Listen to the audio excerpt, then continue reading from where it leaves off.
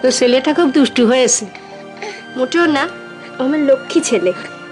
আসলে এখন একটু মাকে পেয়েছে তো তাই। শোনো না মণিমা, ওর না দুধ খাওয়ার সময় হয়ে গেছে, তুমি একটু নিয়ে আসবে? যাই।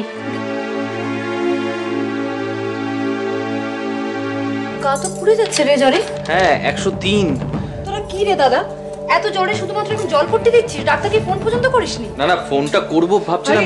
নম্বরটা তো বৌমার কাছে, বৌমা তো এখনো এলো না। মা প্লিজ, তোমার বৌমার কথা বলো না তো। কোনো দায়িত্ব নেই, কোনো মাতৃত্ব নেই। থাক না এখন সব কথা, তোরা যা ভালো বুঝিস তাহলে তাই কর। কি রে, তুই চলে যাচ্ছিস নাকি? না, আমি এখন আছি খানিক।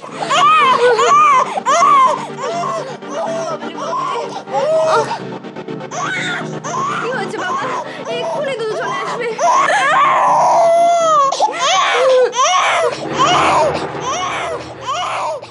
মণিমা, কি করছো কি?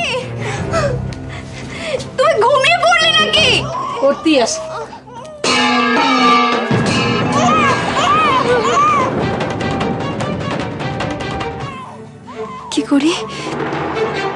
কি করে আমার গুবলুর কান্না থামাই?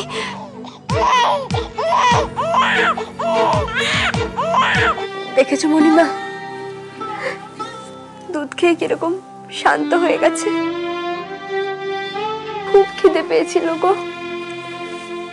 হ্যাঁ, এই জন্যই তো বলে মায়ের দুধ অমৃত সমান।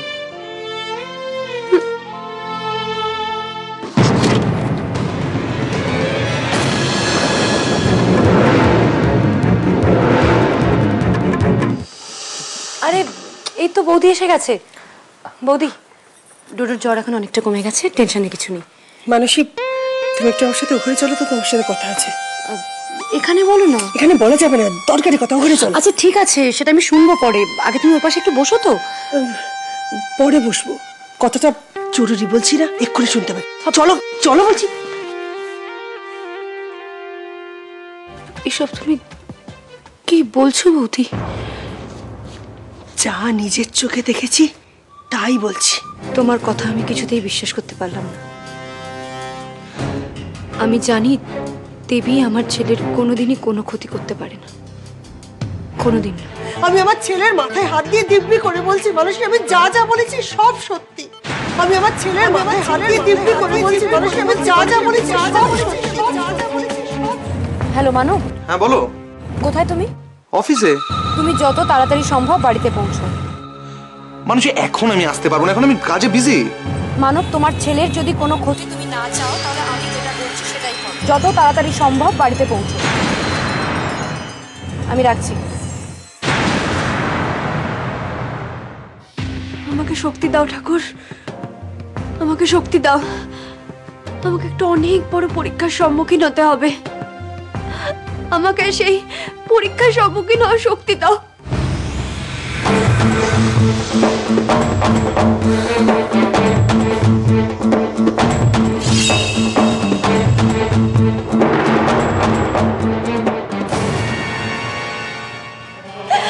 আমি তো কোনো অন্যায় করিনি ভগবান, আমাকে তুমি শক্তি দাও,